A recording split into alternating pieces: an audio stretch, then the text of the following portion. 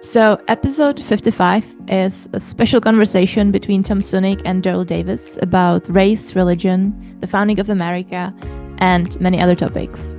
Tom is a Croatian-American writer and former professor. His views are often cited as part of the European New Right. He's also a director of the American Freedom Party, which promotes white nationalism and has a strong anti-immigration stance. His latest book is called Homo Americanus, Child of the Postmodern Age, which describes the origins and dynamics of America's founding myths. And Tom is also a naturalized United States citizen. Daryl is an American R&B and blues musician and activist. As an African American, he has engaged with members of the Ku Klux Klan and managed to convince a couple hundred Klansmen to leave and denounce the KKK. As a race relations expert, Daryl has authored a book called Klan-Destine Relationships and a documentary, Accidental Courtesy. So as you know, the aim of this podcast is to promote a culture of open inquiry and mutual toleration.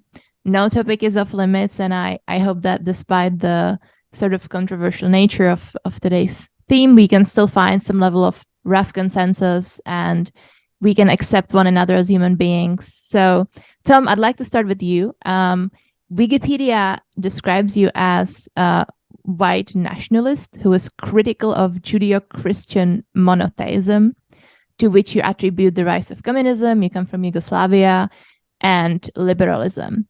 So to help us understand your current position, can you give us your background and what led you to have these positions? Well, thank you. First, let me extend my best greetings to all of you and to your listeners, and I'm quite pleased for having you on board. And listen, I'm also a linguist. I have a background in foreign languages as well. And I usually, when I read something, regardless whether this is a scholarly book or if it's the Washington Post or New York Times, or even when I watch the CNN, I always want to find out exactly about the origins of the words and the locutions that journalists, or for that matter, writers use. I'm not very pleased with this expression, white nationalism, because I certainly do not consider myself white nationalist in this pejorative sense. I certainly can say that I'm proud of being of European ancestry, but in terms of those labelings, white or brown or black, I don't think this is the appropriate expression. Now, keep in mind, this expression popped up in the American scene when I was a professor back in the States in the early 80s. Prior to that, there was no expression like that. So I must strongly reject this expression. And I also reject the expression white supremacist, because I don't want to play the game of being supreme, or trying to denigrate other races or other ethnic groups. On the other hand, I need to tell you right at the beginning, I am very, very skeptical about multicultural projects, about multiracial projects. We have seen it over the history. We have seen it in India. We have seen it in Indonesia. We see it in Africa on a daily basis. Let alone we have seen it in the Balkans, where I grew up, that even similar nations, similar races do not get along.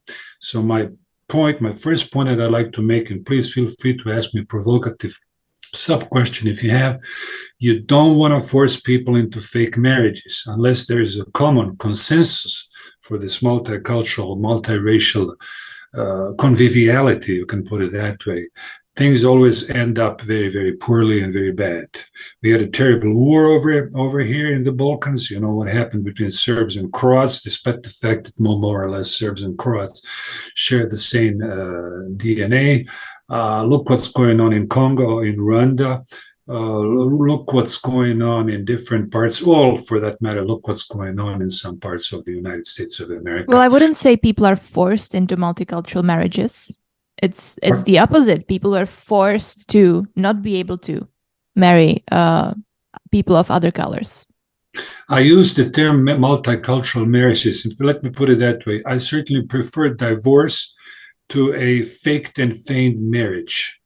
And of course, we can use it in a real sense when people seek for a divorce, when they want to part company, a man and a woman, regardless of their race.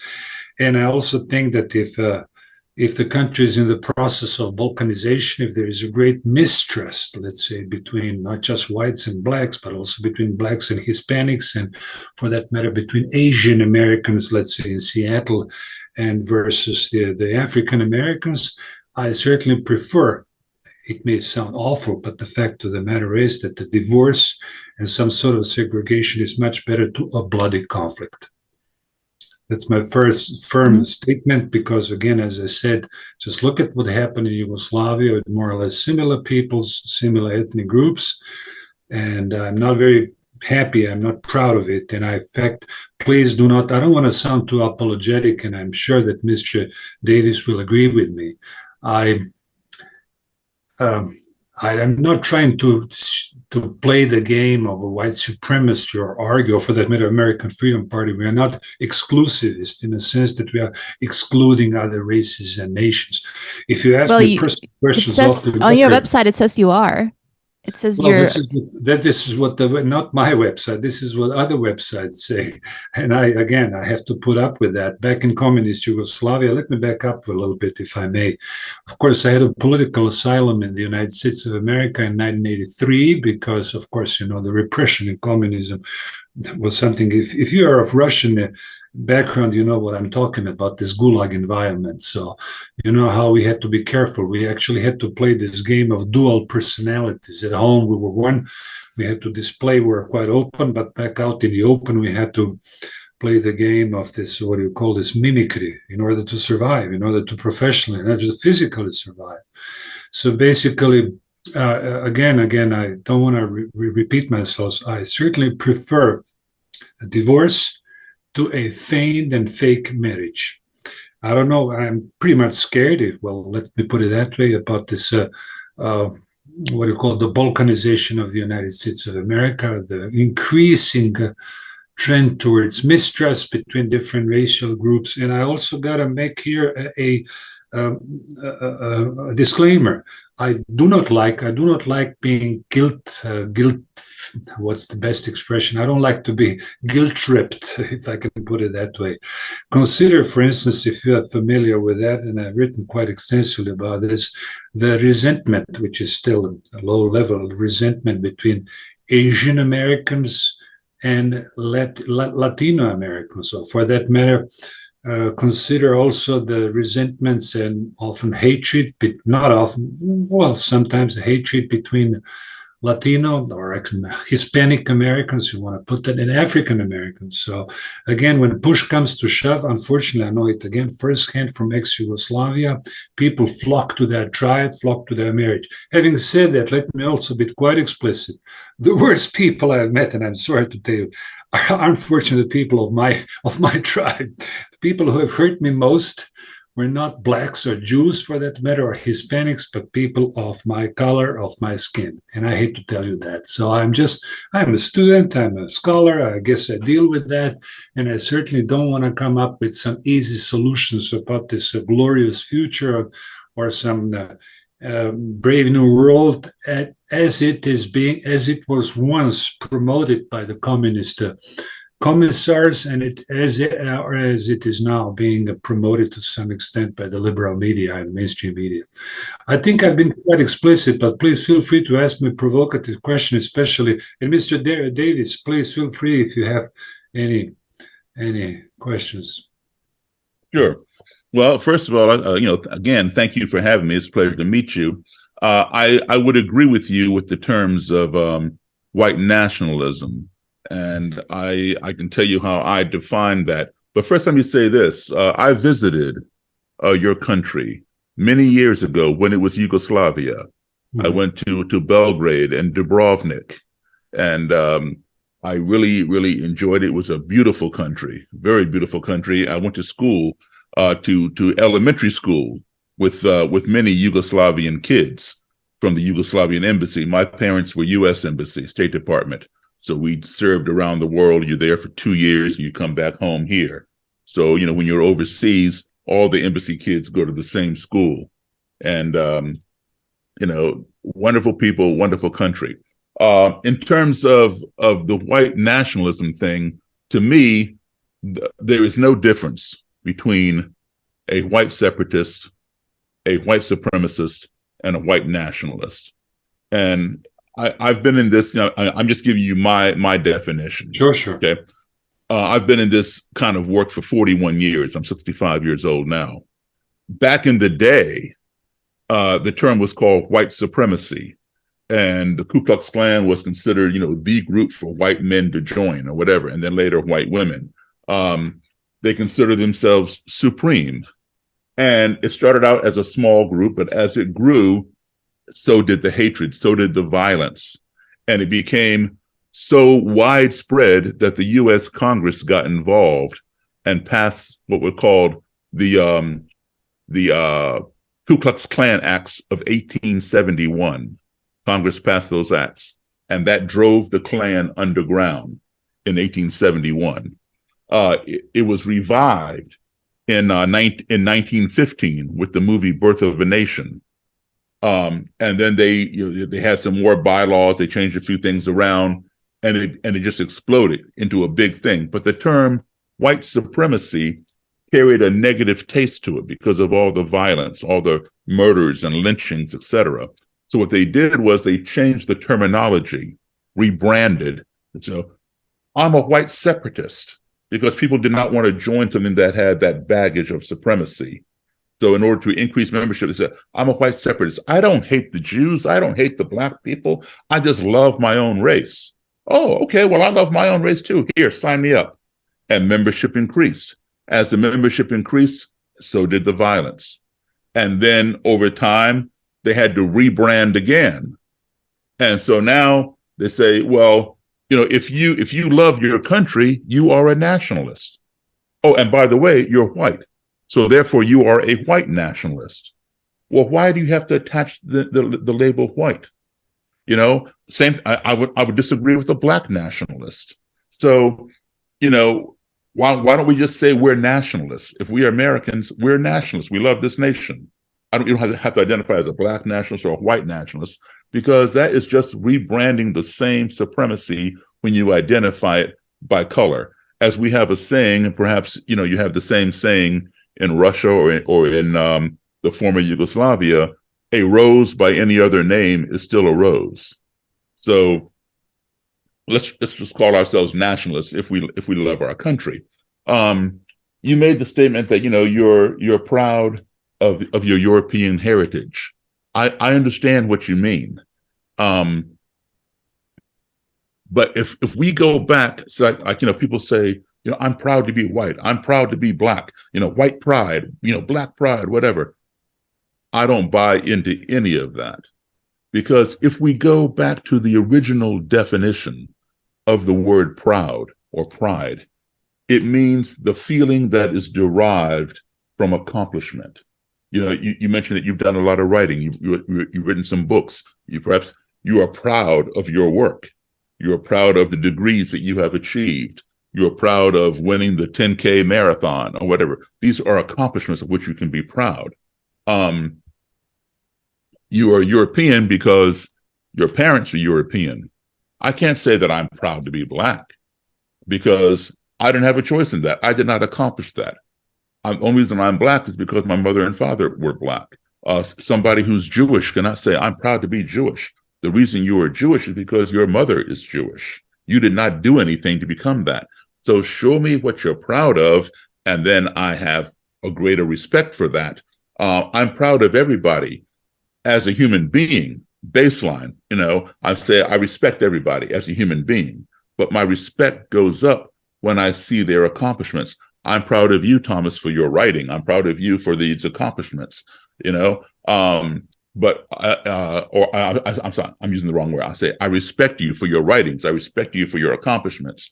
I wouldn't say I respect you just because you're white, or I respect, some other person just because he looks like me. He's Black. That does not make me respect that person. When they show me the accomplishments that they've made, that causes my respect to go up. Well, thank you. I followed you very, very precisely, and thank you for your input. I certainly appreciate what you have just said. Let me first and foremost clarify one point. I don't want to be conflated, or for that matter, as a spokesman of the American Freedom Party, we don't want to be conflated with Hollywood Nazis and all those stories that you hear about those weirdos. I mean, that's the least that I can say about those individuals. And unfortunately, those people do us a great deal of harm, because I often get also classified or ranked into this category of people, and I have absolutely nothing in common with them.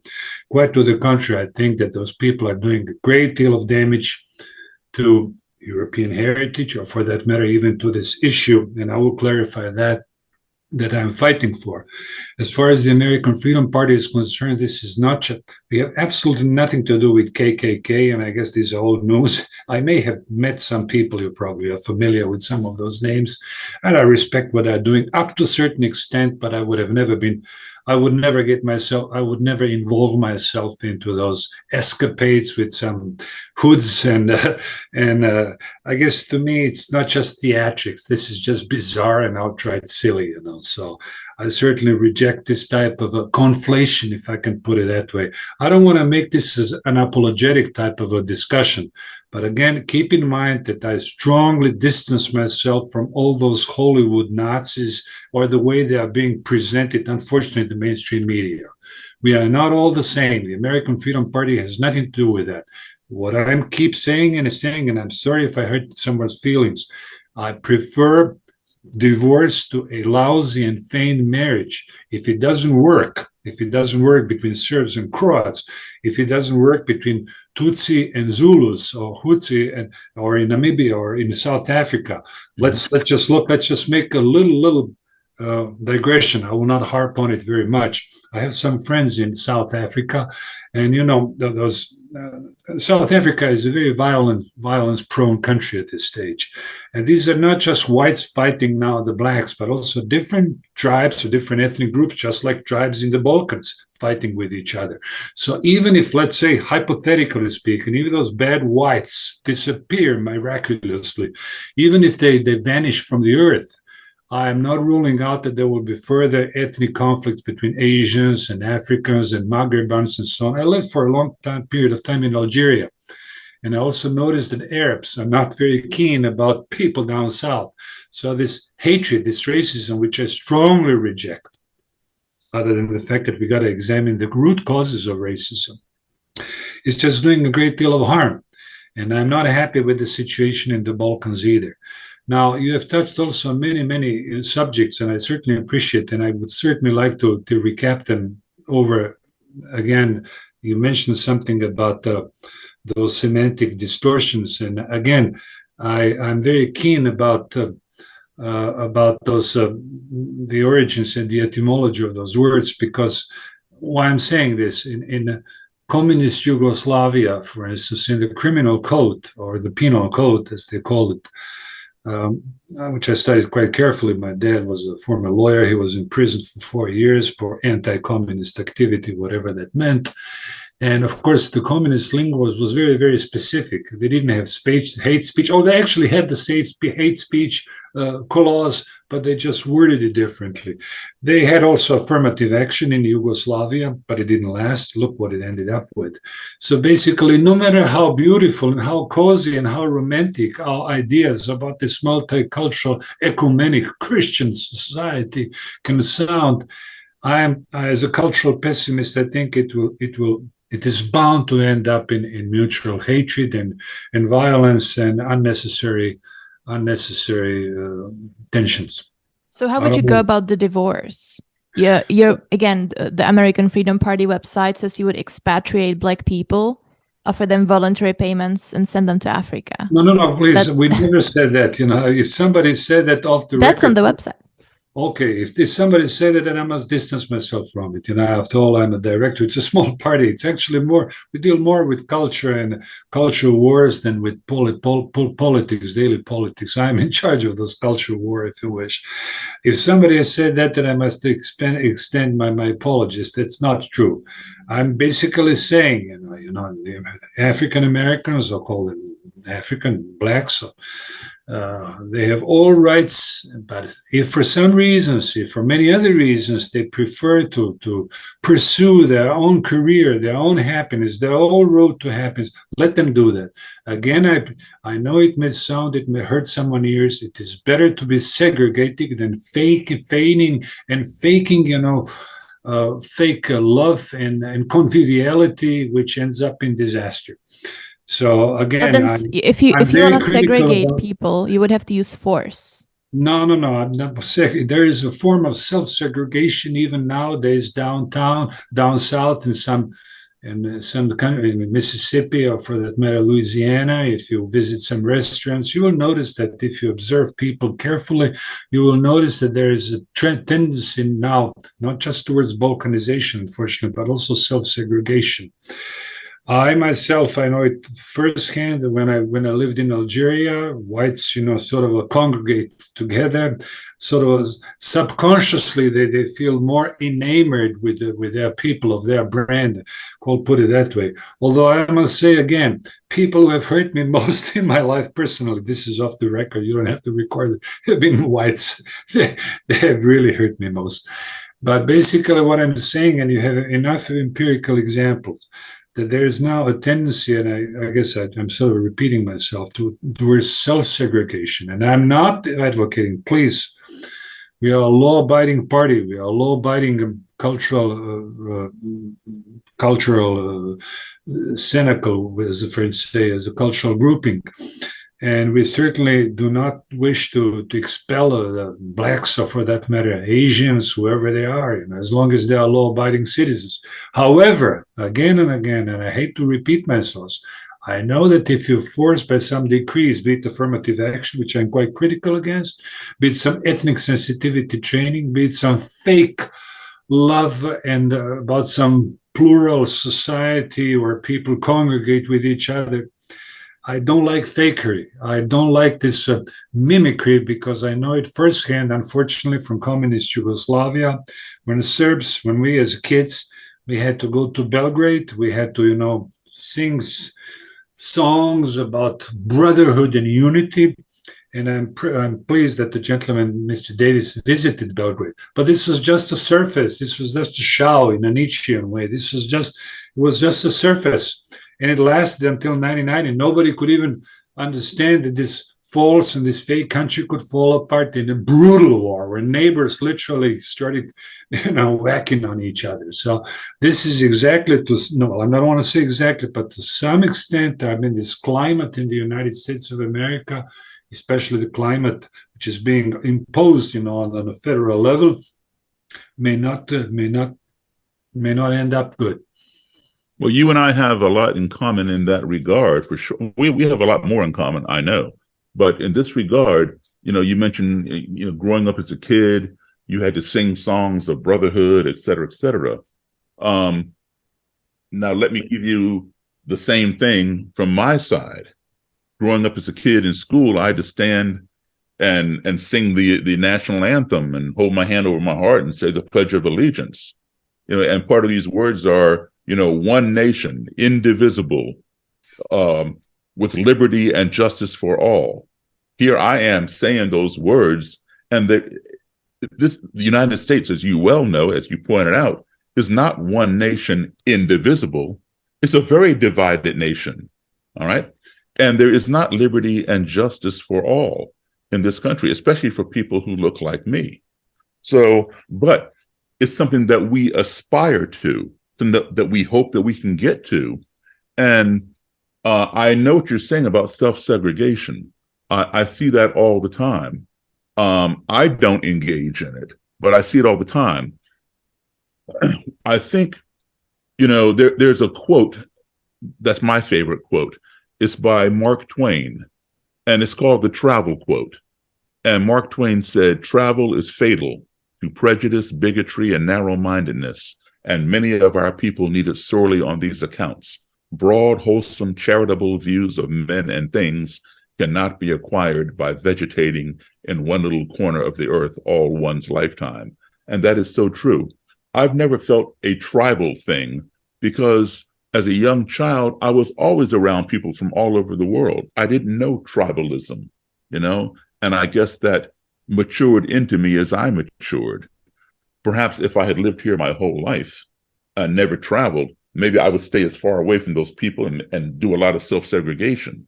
But because I've been exposed to many kinds of people and we all got along, I see that as I don't believe in forcing anything on anybody, granted, okay? But I know it can work. And that's why I strive so much to have that happen in my country. Not forced, but allow it to happen naturally. If you take a diverse city, like say Washington, D.C., I'm not sure where you live, but say Washington, D.C., I'm just over the line in Maryland. I'm from Chicago originally, New York, Baltimore, Philadelphia, Detroit, whatever, Los Angeles. You have a diverse population there. Kids go to school, diverse companies, corporations. They may even work on the same project together, maybe even share the same cubicle. But what happens at 12 noon? Everybody goes downstairs to the cafeteria and then they self-segregate, right? The blacks sit with the blacks, Hispanics sit with the Hispanics, the Asians sit with the Asians, okay? And you're absolutely 100% correct.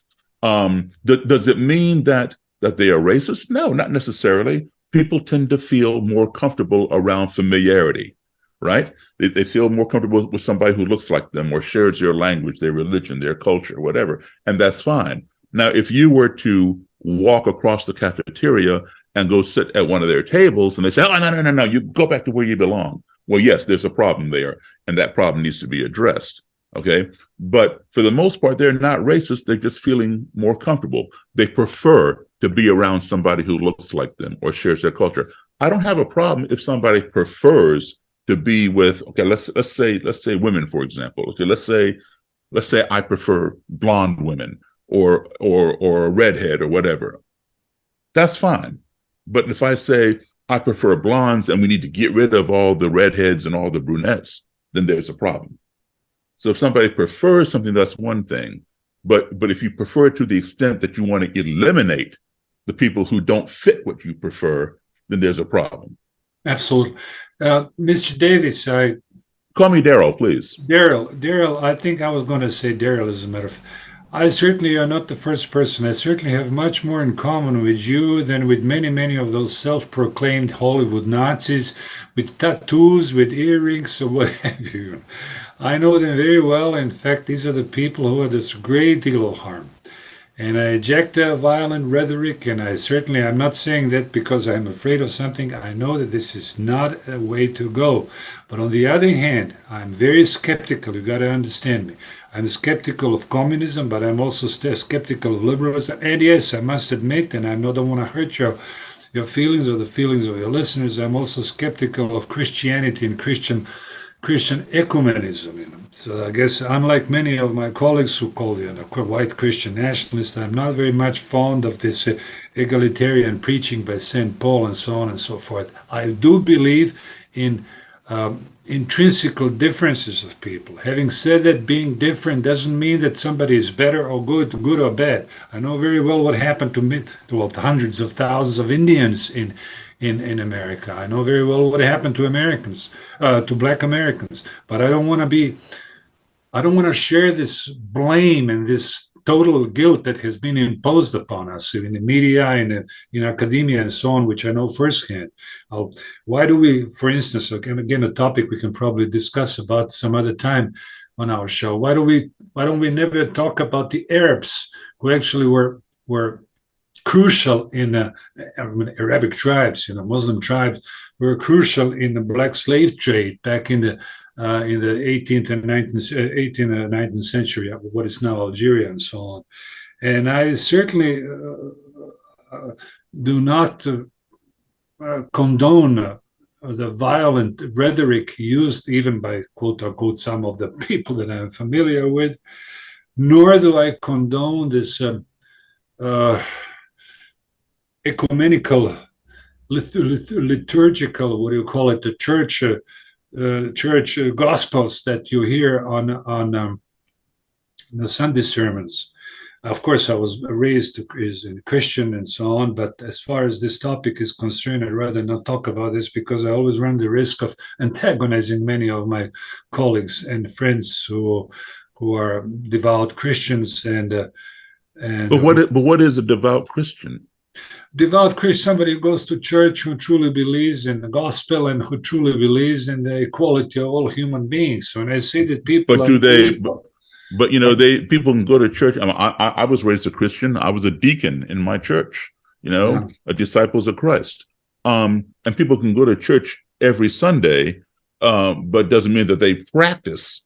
That religion. As you know, in this country, we have, say, for example, Black Baptist churches and white Baptist churches. Why? If we all are Baptists, why is just one Baptist church? Well, because back in the day, of course, blacks could not go to the white Baptist church. Now today they can. They can go there and worship together. But in some, there's still a fine line. That's a fine line. Yeah, but now let's say, but that's because of the history of racism and slavery in this country. There may not be a fine line in other places that have Baptist churches. There's no black and white, you all go together, which is why that many Black people, Black Americans, I never use the term African American. I just use Black. It doesn't offend me. I just use Black because I lived in Africa for 10 years with my father's, U.S. State Department job. We lived in Ethiopia, Ghana, Guinea, Senegal. I visited Nigeria many times and other countries, and lived in Europe. So to me, I'm an American first. My ancestry, of course, is African, as your ancestry is European. But if you want to go back far enough, your ancestry is African as well as Lucy's, if we go back to the first form of human being. Yeah, well, this is something where we may agree or we may also disagree. This is just one of the theories, unfortunately, in this evolutionary biology. I'm sure that you are familiar with many scholars, and I wouldn't like to discuss about this because this is always a topic which is quite subjective. You understand my point that I'm making? That may be true, like even the Chinese government. I don't know if you're familiar with the Chinese official statement on that actually the culture originated in Africa, in Black Africa. Even the Communist Party in China rejects this issue. They have their own theory of evolution, and it's a never-ending process. A theory is fine, but the oldest fossil of human being found to date was named Lucy, found in Ethiopia. Okay, so if mankind sprung from Lucy from Ethiopia, then we all sprung from there until they find an older fossil, perhaps in China, perhaps in Yugoslavia. That may be the case because there's excavations going on another direction. Just the other day, yesterday was on TV, Prime News, that there was a road found on the Adriatic bottom of the bottom, where I live here nearby, bottom of the sea, paved road, 7,000 years old. So we are talking about late Neolithics, So basically, yes, I'm quite skeptical, and I guess this is something I'm proud of. I'm very skeptical. I don't consider myself dogmatic, and I'm always willing to learn and to hear out the other side as well. Mm-hmm. And I'm glad to talk to you. I guess we got lots of things to cover, but I guess we can do it in a series, not just in one. So please rest assured, I just want to make this crystal clear. I'm not trying to enforce segregation. I guess it's a normal thing, just like I can't sleep with 10 women because I'm attached to my wife and I stay with my wife. Well, send me over the other 9. Okay. No, good point. No, it's just like, basically, friendship, I hate this word, is one form of segregation. You can't be friends with everybody. You can't whore around if you can't date 5 women. Well, some people do that, but I'm not that type of a person. Right. So we're selective, even with friends. I'm glad to have met you. Possibly we'll catch up one day, either in Chicago or who knows, in New York, and I'd be happy to take you out for a dinner. Why not? I'm serious about this and offer you some books. I like dealing I would with welcome normal, that. serious people. I myself a loner. I don't want to again be apologetic. Lots of people know me here in Croatia and France as well. I give lectures.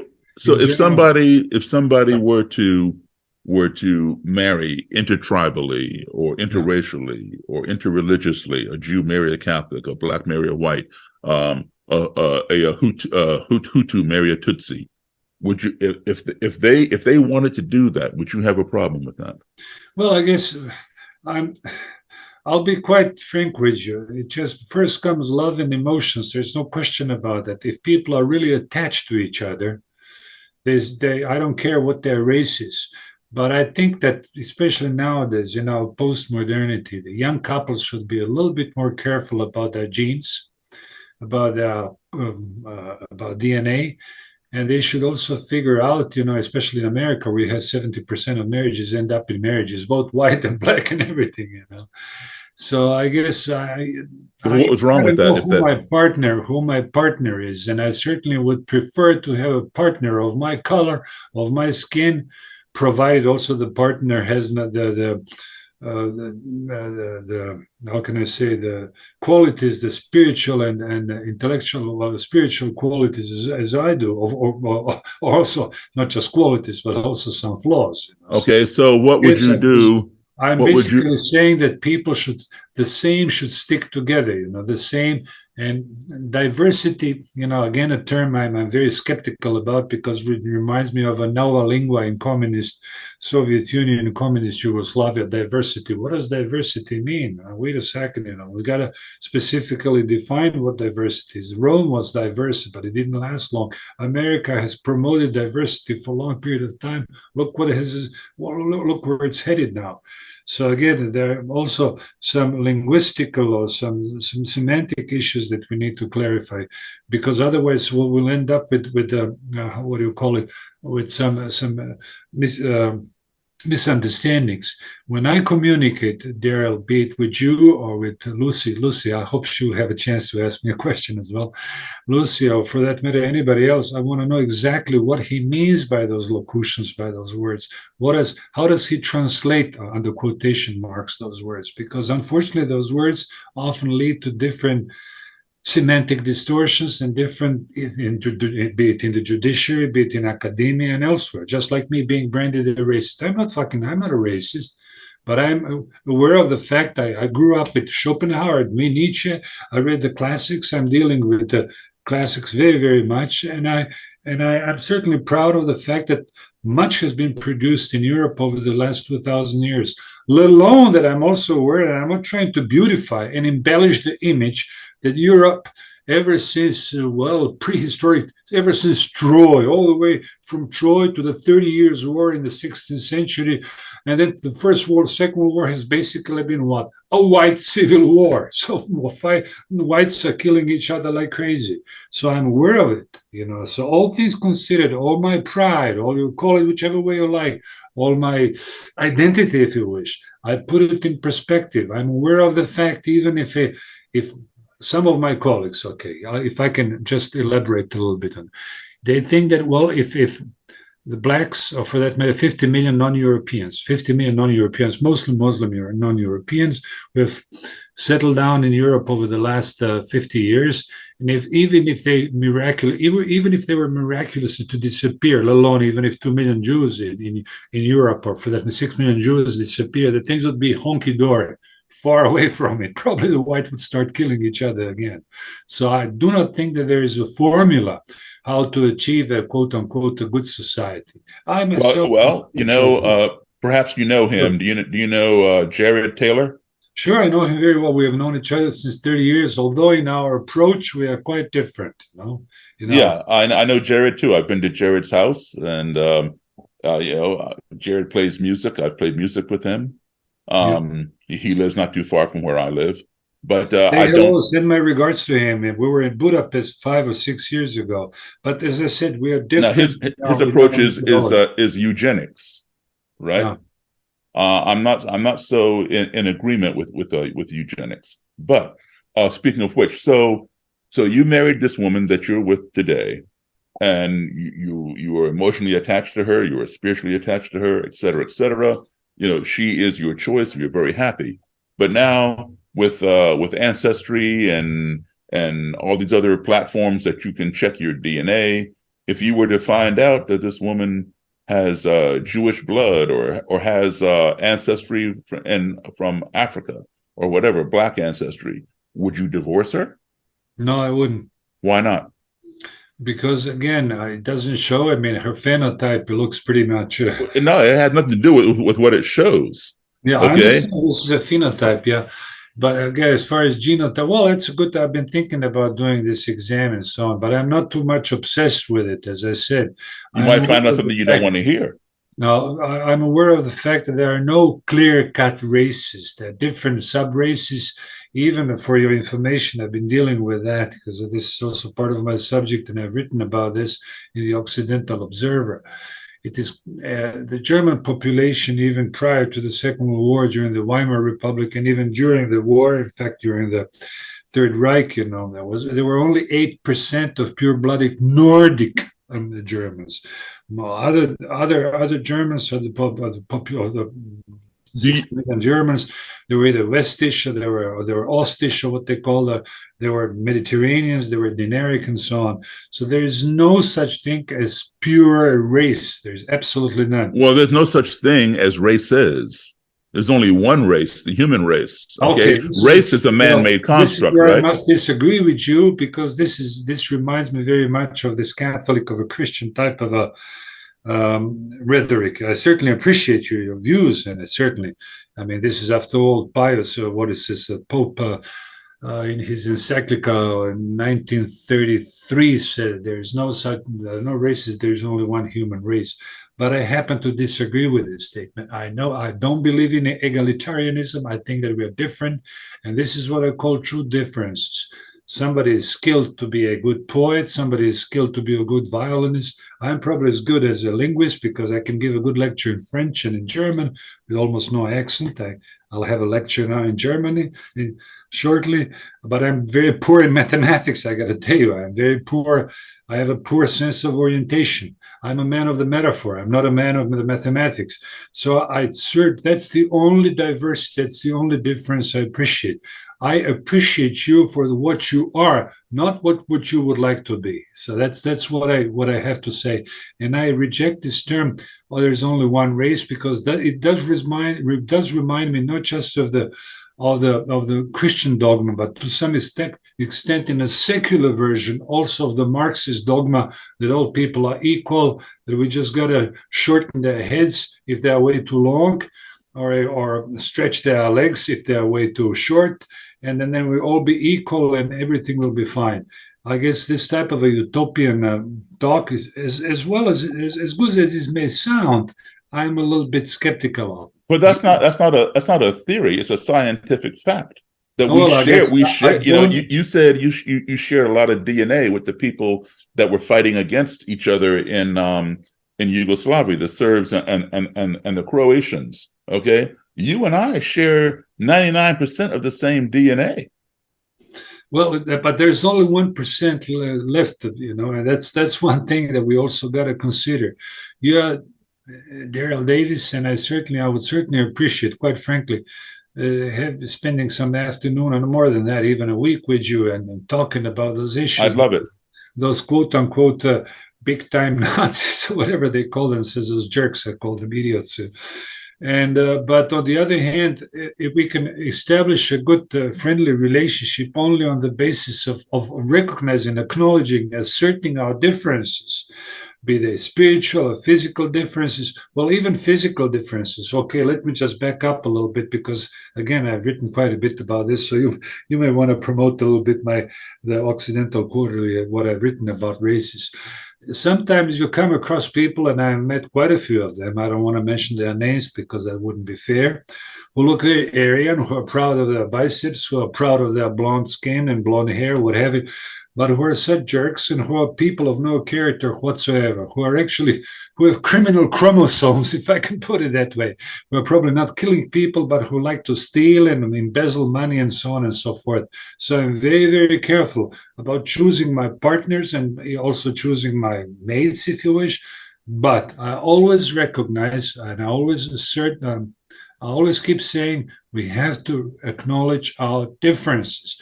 If we just live by some ukases, ukas, you know what ukas, or decrees, be they the decrees which Johnson enacted in his administration in the early 60s, or be they the Soviet decrees, which were pretty much similar in the Stalin's constitution in 1936, or for that matter, EU constitution, which is very abstract and very, very flowery.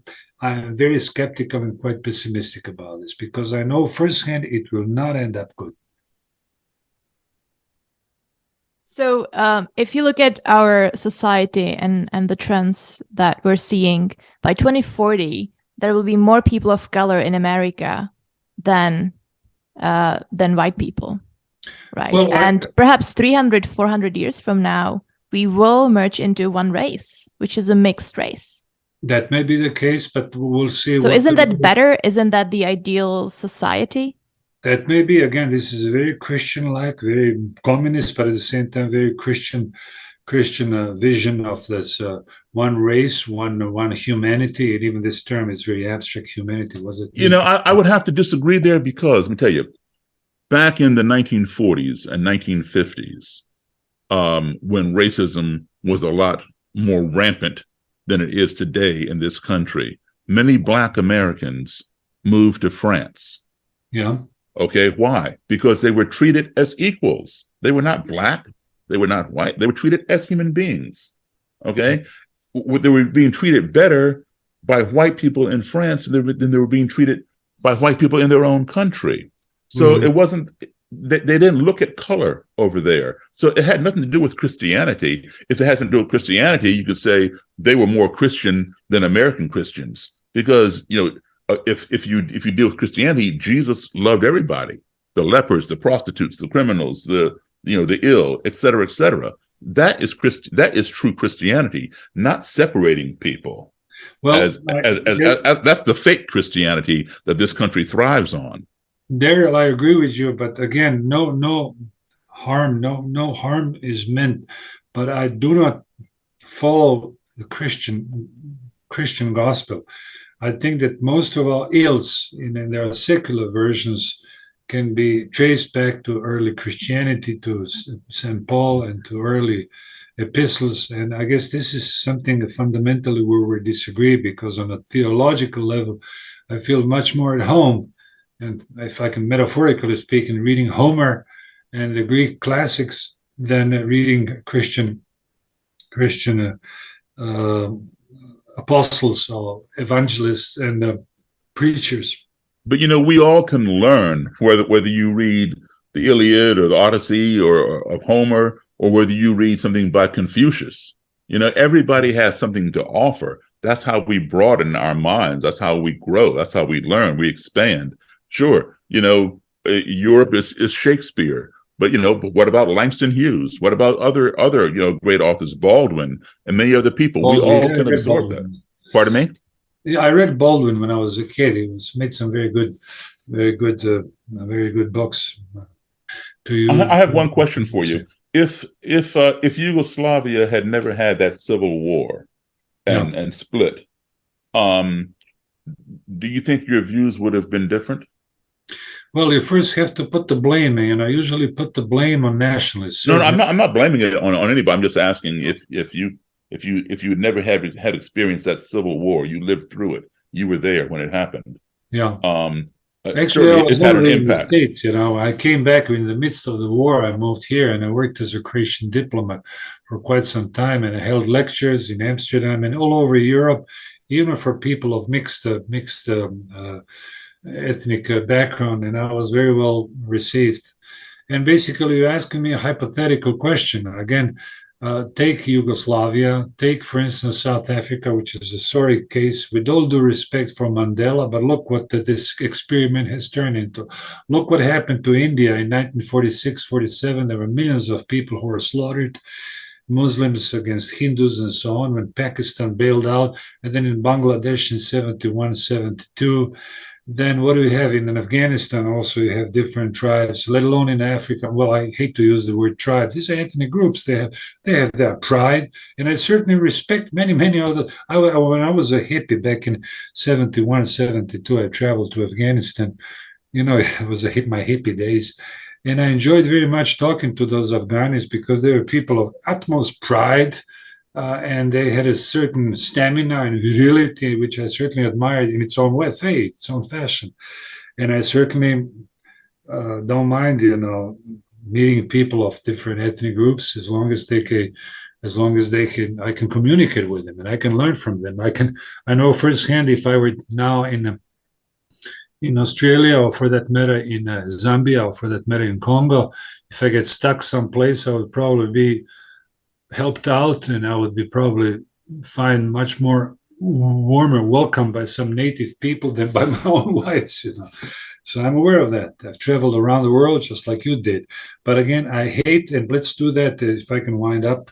Let's just avoid this vocabulary which is being thrown at us and me as well in the mainstream media, or for that matter, even in the judiciary.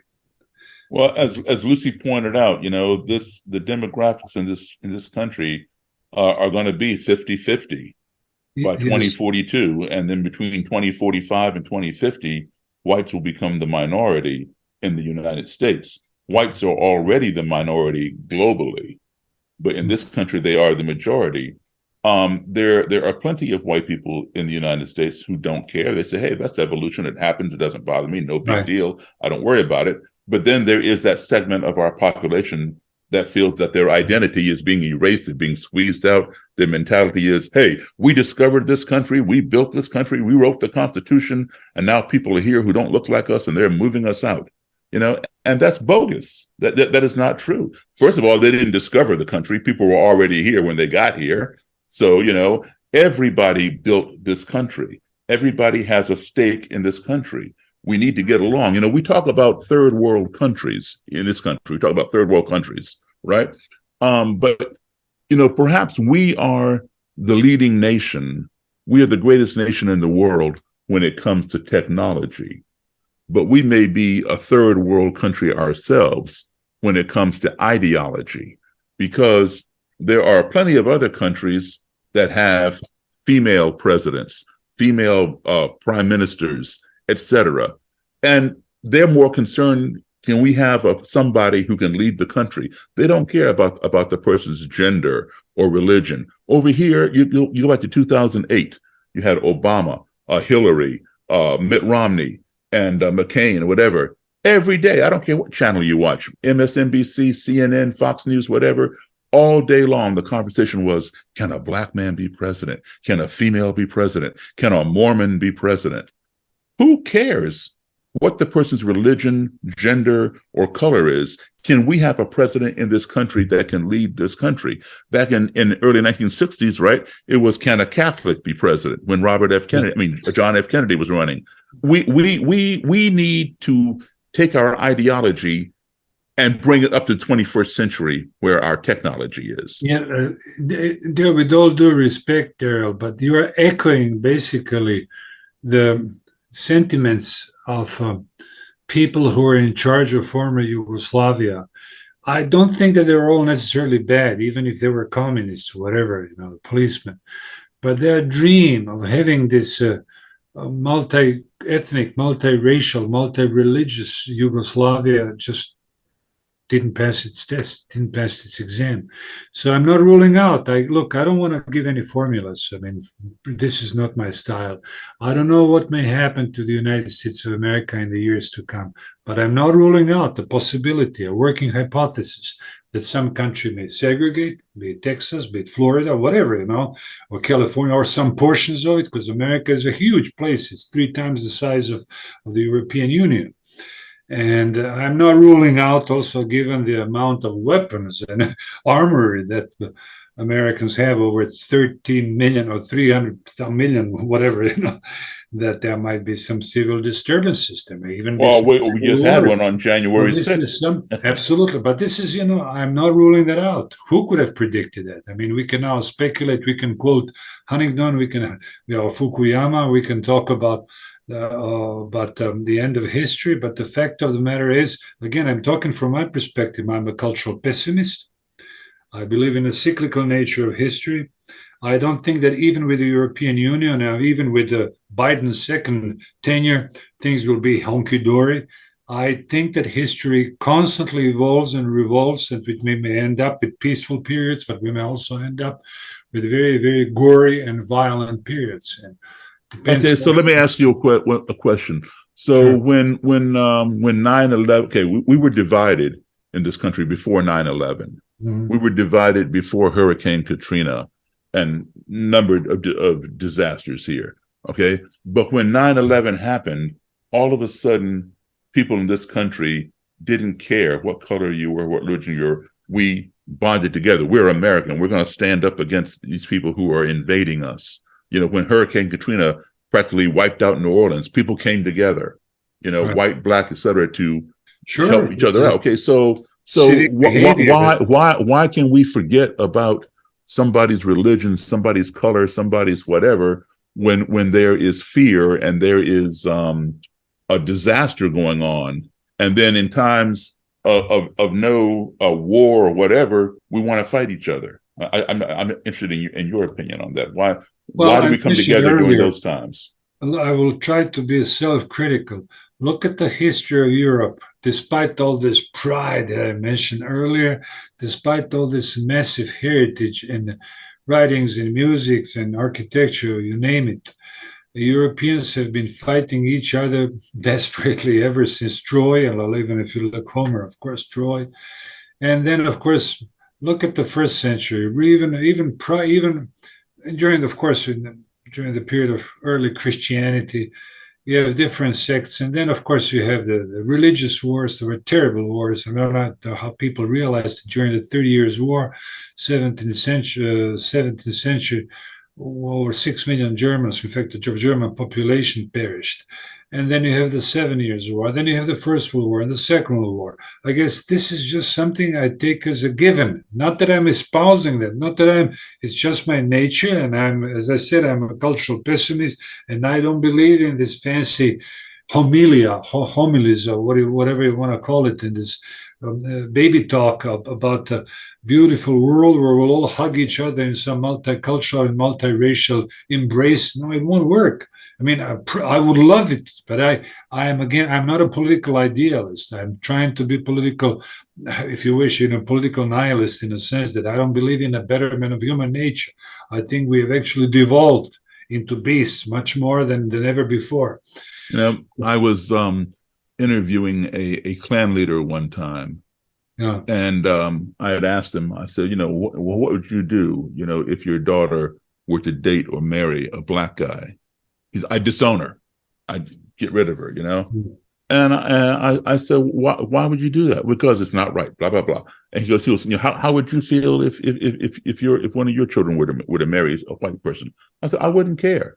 If they were in love with each other, it would not matter to me. He says, well, Daryl, you're not considering their children. Their children are going to have a hard time because they're mixed. You're doing a disservice to their children. I said, no, I'm not doing a disservice to their children. You are doing a disservice to their children by discriminating against them because they're mixed. Those children will be fine as long as you leave them alone. Well, I would have to disagree with you on this matter, on this subject, on this topic, or on this issue, because unfortunately, I've observed that quite often here in Europe, and of course also in Croatia, with those mixed marriages, with the progeny of mixed marriages, is not very happy because, as you mentioned earlier, when they go to their dorms, the people sort of start self-segregating, and they sort of reject them a little bit, repel them, or you don't belong to us. Again, I don't want to give a formula, but I certainly I appreciate talking to you, Daryl and Lucy. And I guess we'll have to, if you don't mind, wind up for tonight or for this morning. I don't know what time you have it, 6 hours difference. And I certainly would be pleased if I can be of any service. And if you ever plan to visit here, Croatia, give me a buzz, call Absolutely. me. I will certainly be pleased to not just take you out for a beer, but we can go and, and chat a little bit more. But I do hope, let me put it briefly, a couple of weeks from now, we can talk a little bit some judiciary problems and about six. I know Richard Spencer. I know Jared Taylor. I know Richard too. I met him 20 years back when he was still a young boy. And then I know I'm in very good terms with Kevin McDonald. And I certainly, one thing that I'm very much concerned with are precisely those Hollywood Nazis. Those are the people, they're weirdos, they're plants, of course. Some of them are government plants. And I think they do us a great deal of harm. And I guess, again, I would suggest even to your students to read the classics.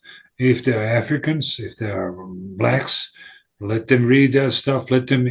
But is it possible that Africans also have classics that other people should read? They should study their own classics. They should study their own. Wait a minute. You said you would suggest to these people, Africans, whatever, to read the classics. Okay, so you're talking about Homer and everybody else, right? What I mean, they have their own classics, which I'm not quite familiar with. You mentioned Baldwin, Richard Ball. I read him as a kid. There are other books as well. And I guess let not, do this communist type of a UCAS, this imposition of formulas on creating and changing the world, because it always ends up in the contrary. It always ends up in its, what's the best English word? In its opposite. I guess this is something I want to avoid. Just for the record, Serbs and Croats are still, even on a diplomatic level, even on the political level, there is a big tension between Serbia and Croatia. Well, I am proud that 2 months ago, I was a guest of honor at the prestigious institute where I was talking precisely about this issue, Serbs and Croats.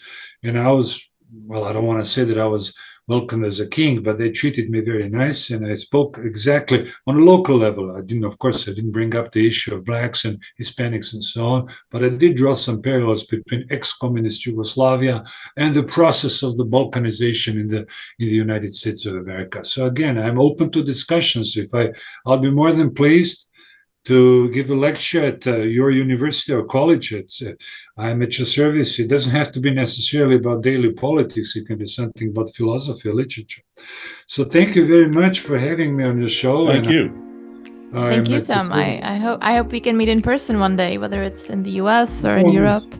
Lucia, I'm so sorry. We sort of, that's one thing. It's supposed to be a conversation. I'm not supposed to be I was expecting more it turned out well. From you, because somebody, again, can tell us that we are misogynists or whatever, that I was talking only to Daryl. But you seem to be like a nice woman and an intelligent woman, and I certainly don't like people who just cater to me. I like critical, I like critical thought. And please give me a call sometimes, or we can chat, and if you ever come by, just give me a ring.